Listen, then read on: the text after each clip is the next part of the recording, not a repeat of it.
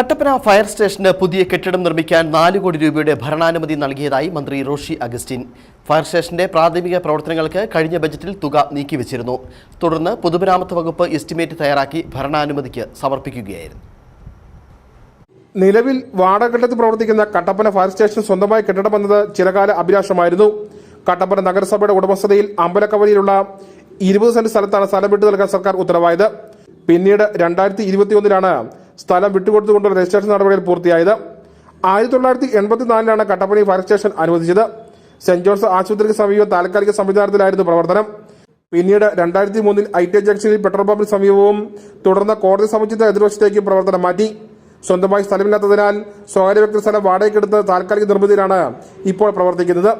പ്രകൃതിക്ഷോഭങ്ങളടക്കം കൂടുതൽ കാര്യക്ഷമമായി നേരിടുന്നതിന് പുതിയ കെട്ടിടം പ്രയോജനകരമായി മാറും. News bureau, Kattappana.